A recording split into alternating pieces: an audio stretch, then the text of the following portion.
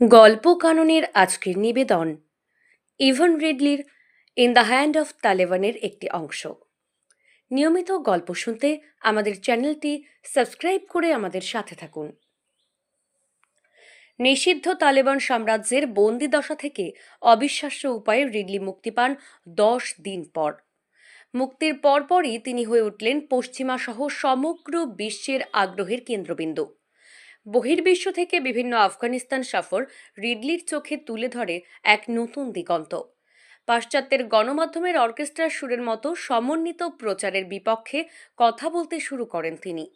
তৎকালীন বিশ্বের জনপ্রিয় স্লোগান ও পরাশক্তিদের সন্ত্রাসের বিরুদ্ধে যুদ্ধের হুঙ্কারকে তিনি আখ্যায়িত করেন ইসলামের বিরুদ্ধে যুদ্ধ বলে। তবে নিরীহ মানবতার বিরুদ্ধে সন্ত্রাসের কালো থাবা তখনও ফ্রাঙ্কেনস্টাইনের রূপ নেয়নি। তালেবানদের কথা দিয়েছিলেন, মুক্তি পেলে ইসলামের সংবিধান পবিত্র কোরআন পড়ে দেখবেন। নিছক অধ্যয়নের মতো করেই তিনি পড়তে শুরু করলেন পবিত্র কোরআনের অনুবাদ। কিন্তু কয়েকদিন যেতেই অবাক হয়ে লক্ষ্য করলেন, এ কোন আশ্চর্য গ্রন্থ।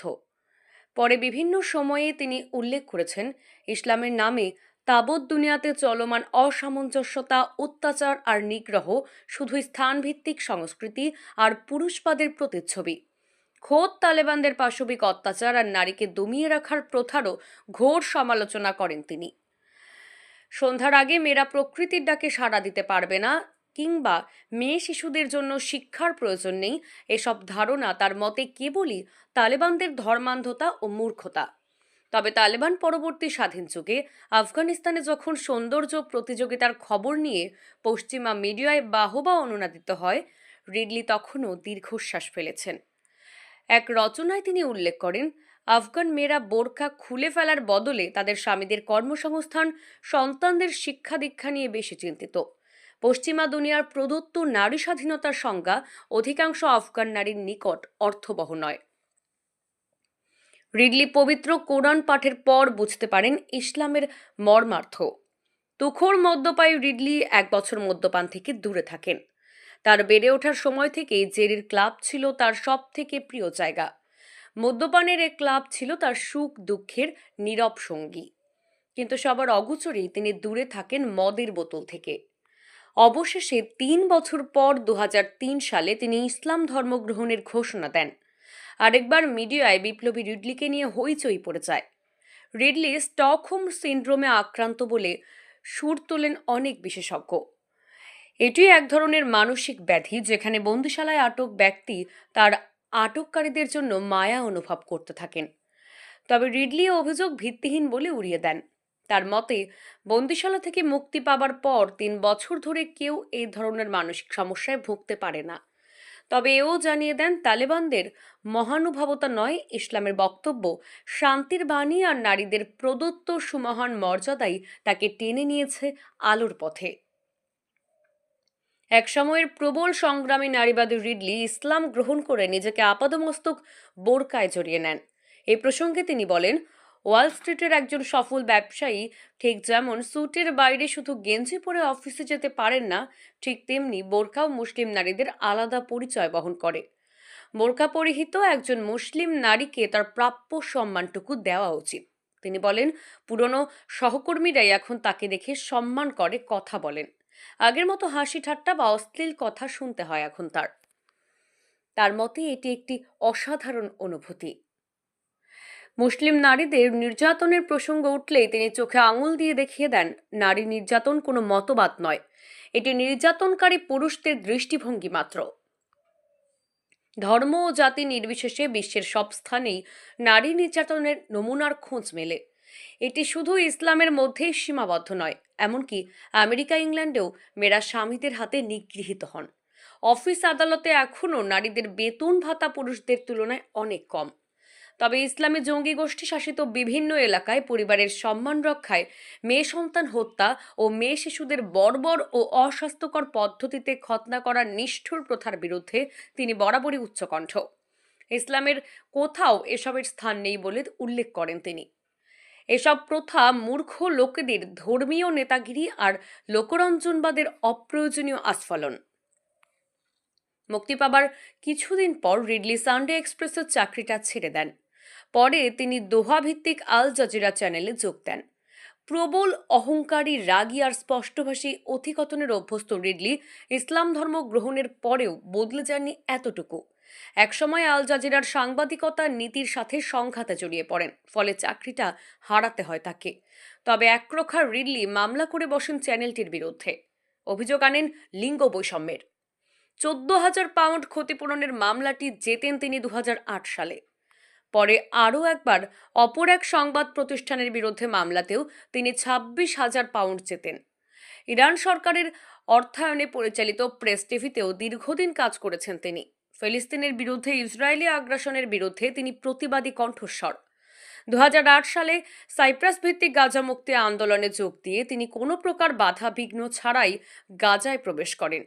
সেখানে তৎকালীন প্রধানমন্ত্রী ইসমাইল হানিয়ার সাক্ষাৎকার গ্রহণ করেন তিনি। পরের বছর এক বিশাল ত্রাণ সামগ্রী বহরের সাথে তিনি পুনরায় গাজায় প্রবেশ করেন। রাজনীতির রিডলি একসময় ইংল্যান্ডের চতুর্থ বৃহত্তম দল রেসপেক্ট পার্টিতে যোগ দেন। সেখান থেকে নির্বাচনেও অংশগ্রহণ করেন তিনি, কিন্তু দুইবার নির্বাচনে চতুর্থ হয়ে রাজনীতির মঞ্চে আর খুব একটা আগ্রহ দেখাননি। পাকিস্তান, তিউনিয়া সহ বিভিন্ন মুসলিম দেশে অনুপ্রেরণাদায়ী বক্তা হিসেবে সফর করেন তিনি। একবার তিনি ইউরোপিয়ান মুসলিম মহিলাদের সর্বোচ্চ সংস্থার সভাপতিও নির্বাচিত হয়েছিলেন, তবে বিতর্কিত মন্তব্যের জেরে ভারতে ঢুকতে দেওয়া হয়নি তাকে। এক দশকের অস্থির বিশ্বে রিডলির অবস্থান।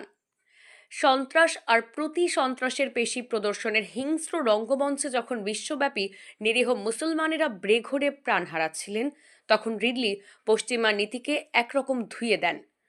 একই সাথে অসংলগ্ন কথাবার্তার জন্য নিন্দিত হন তিনি।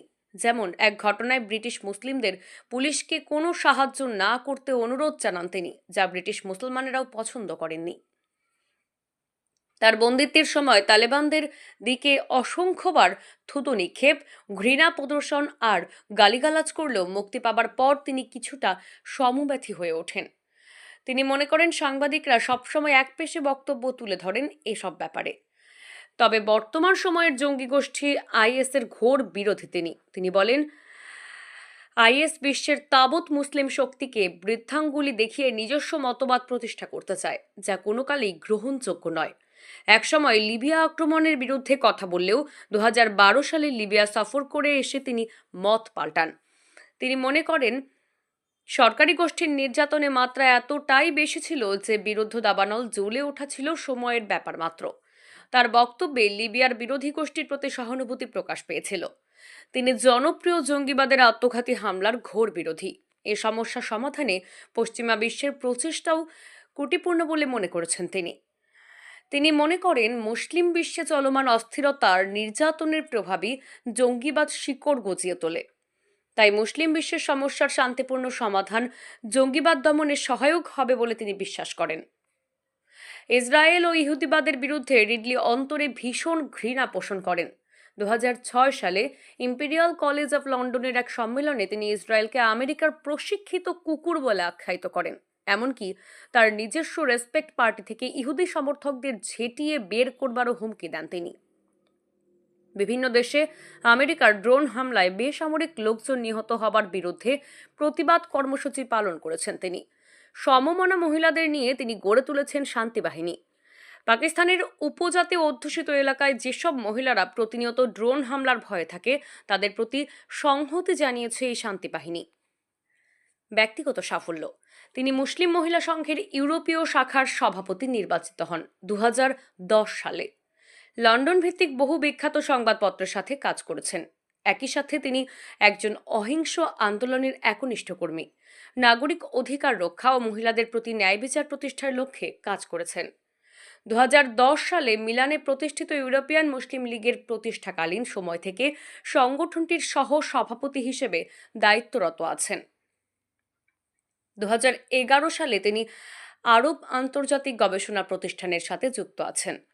বছর কয়েক আগে সুদানের দারফুরে যে জাতিগত সংঘাত দেখা দেয় তা মেটাতে মুসলমানের এক উদ্যোগের সময় গুরুত্বপূর্ণ দায়িত্ব পালন করেন।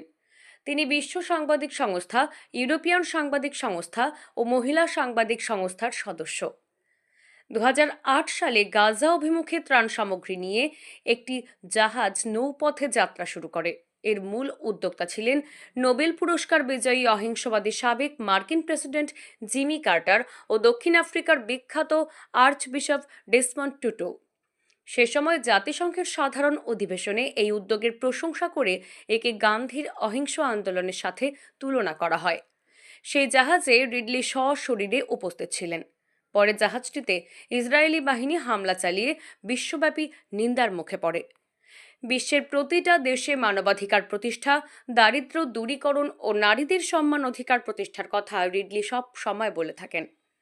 রিডলি লেখালেখির পাশাপাশি ফিল্ম ক্যামেরার পেছনেও দক্ষতার পরিচয় দিয়েছেন। তার নির্মিত একাধিক প্রামাণ্যচিত্র আন্তর্জাতিক অঙ্গনে বেশ কয়েকবার পুরস্কার পেয়েছে।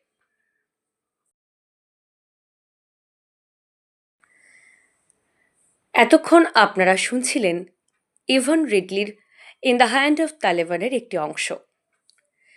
প্রতিনিয়ত এই ধরনের বা বিভিন্ন ছোট গল্প শুনতে আমাদের চ্যানেলটি সাবস্ক্রাইব করে আমাদের পাশে থাকবেন। ধন্যবাদ।